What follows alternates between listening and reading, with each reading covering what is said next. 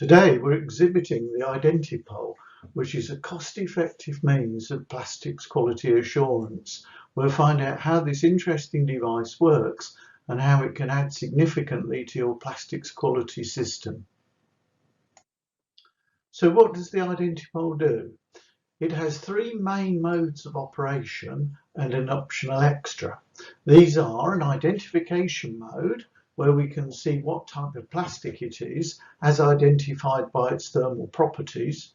There's a material confirmation mode where each new delivery is compared against a reference set of known material, giving a simple pass-fail indication of whether the material is suitable for use. And there's a comparison mode where we can compare two or more grades of material to see how similar they are, which is a good check for equivalence if you're looking for a substitute material, or indeed if there's some doubt over which materials you may have and want a quick check to check which grade they are.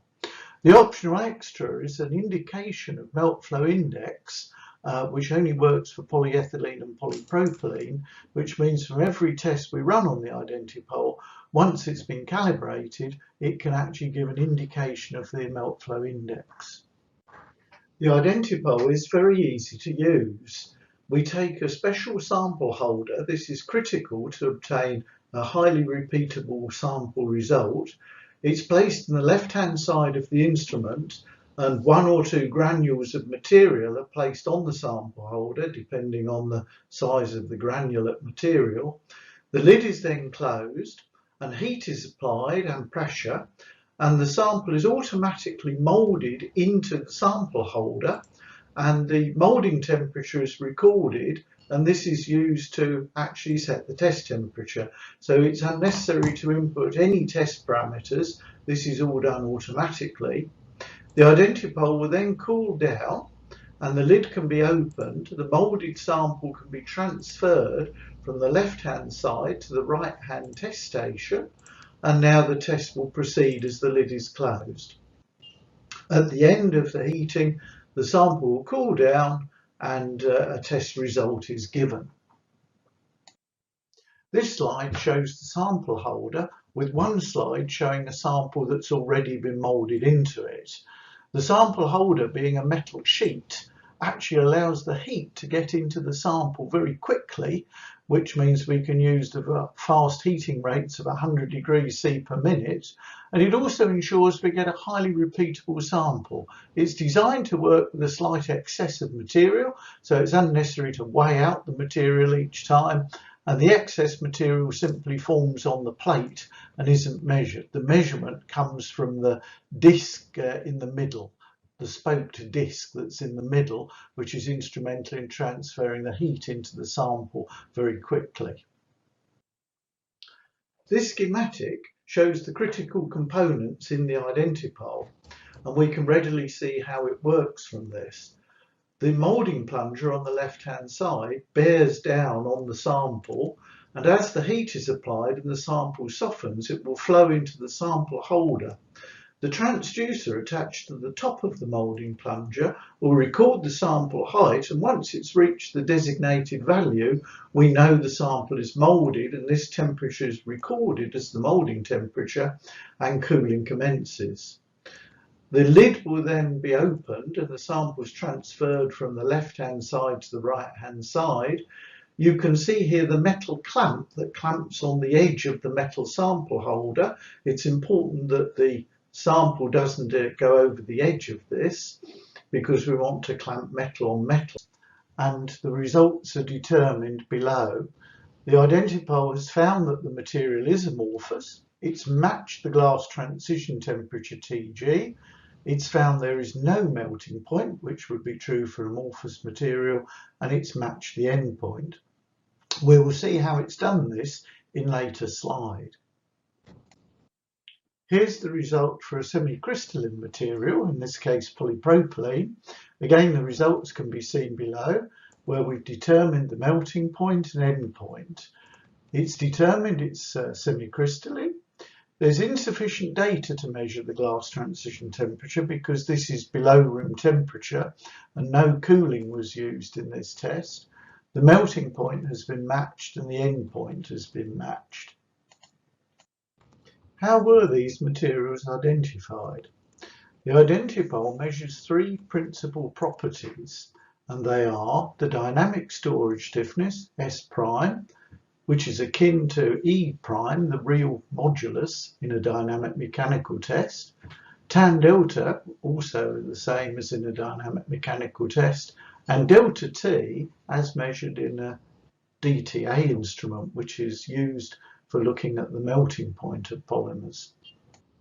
Here we can see those three principal properties for the polycarbonate material. The blue curve shows how the stiffness falls as we increase the temperature, with the big drop occurring around the glass transition. The yellow or orange curve is the delta T curve, which will show a trough when there's melting. And as we can see here, as it's an amorphous material, there is no melting. And finally, the tan delta curve in red will show a strong peak where there is a glass transition, and this is shown clearly in the slide here. The grey boxes with the names of polymers next to them are the typical ranges for these thermal properties for the different materials, and this is how the IdentiPol identifies these materials. This slide shows the results for the semi-crystalline polypropylene material. The blue curve shows how the stiffness falls as the heat's applied, and the red line at the end of this curve defines the end point. This is where we can no longer detect the stiffness of the plastic over the metal sample holder, and this defines the end point. The orange curve shows a trough, which is the melting point of the polypropylene material, and again the red line defines the melting point. The red curve is the tan delta trace, which is an extremely useful fingerprint for the material, as for each grade they're likely to have a distinct fingerprint as seen on the tan delta curve, and we'll see how this is used later in actually doing the quality control pass-fail test. In addition to identifying materials by their thermal properties, we can also identify them by matching them to existing grades. We'll see later how we create reference sets for grades of material that we're using. And here I have an example taken from one of my customers where they're using 6 grades of polypropylene and they're checking one grade against all 6 to see which it is. This can be very useful, for example, where perhaps a delivery has gone into the wrong silo and there's some confusion over exactly which grade it is. Here is the result of the grade matching. You can see the 6 grades on the bottom of the plot below, and there's just one red column which goes to 10. This is the grade HL512, and this clearly shows here that the sample we've presented is this grade. We'll see later how this score is used in the quality control, but this is a very convenient method of identifying any particular grade that we have. This chart shows the results from the quality assurance mode. Each point on the chart is an individual test. You can see that some of them have green circles. These have been taken as reference materials because these 2 grades were known to be good quality material that moulded with no problem. The blue crosses that you see, without green circles surrounding them, was a batch that proved problematic. And in fact, you can see the characteristics do not match the material. The score is generated by the tan delta plots, and we can compare the results of these tan delta fingerprints. So in the cases of the 2 good grades, the tan delta was very similar, which is indicated by a value of between 7 and 10, which is a pass. Anything below 7 means that the curves may be similar, but there are important differences which will affect the properties of the material. We can also generate a batch summary report where it shows the quality index scores for each batch of material that we've tested. These can be seen in the QIS column. Here 2 grades have an acceptable score over 7 and 1 grade has a score of only 4.1, indicating it's a poor match with the proper material. The melting points for the 2 good grades are similar, whilst the bad grade shows a slightly higher melting point. But the big difference is in the glass transitions, the TG column, where we see a value over 10 degrees lower for the bad grade of material than we do for the good grades. The endpoints in this case are all rather similar. The advantage of this batch summary report is once we have a number of results, if we have a bad batch of material from a supplier, these differences clearly show out and we have good reason to go back to the supplier and say, what is the problem with this batch? Normally, the statistical chart and batch summary report will give us enough information about a material without having to dig deeper into the IdentiPol software. However, when necessary, we can drill down into the IdentiPol software. And in this case, I'm showing a plot of the stiffness versus temperature. And the results that are slightly lower, as seen in this chart, are for the bad batch of material. And the reason for this is that most of these batches consisted of mainly nylon 6,6, but the bad batch had a significant amount of nylon 6 in it, which caused softening at a lower temperature, which caused a problem in production.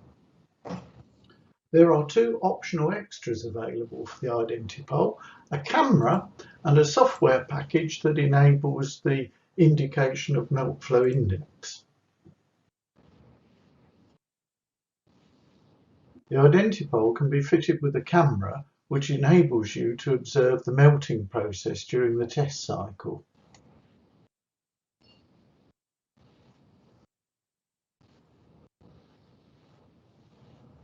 This slide shows two pictures of a PET sample during the testing phase.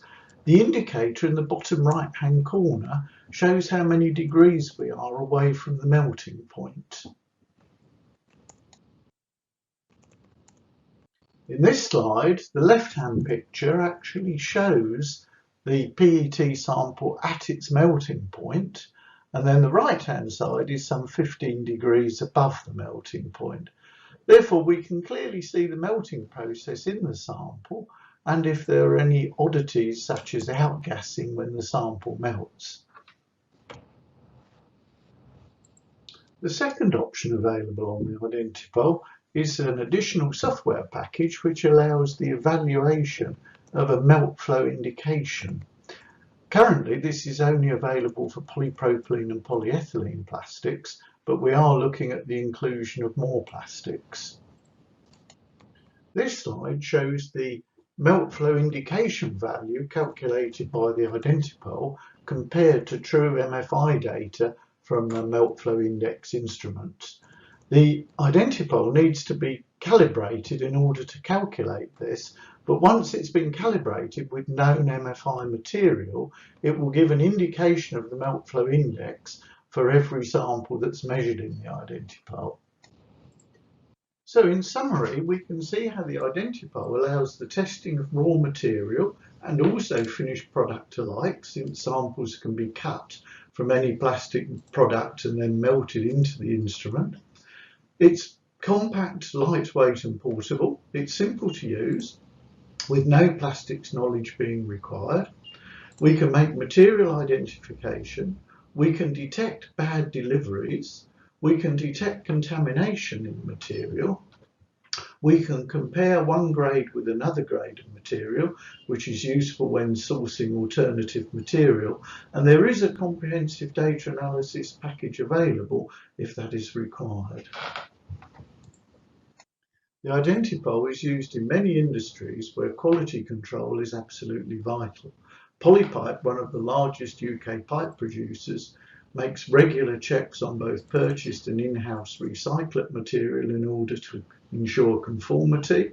Ferring Therapeutics has a special liquid nitrogen cooled version which is used for routine quality control in some rather special products.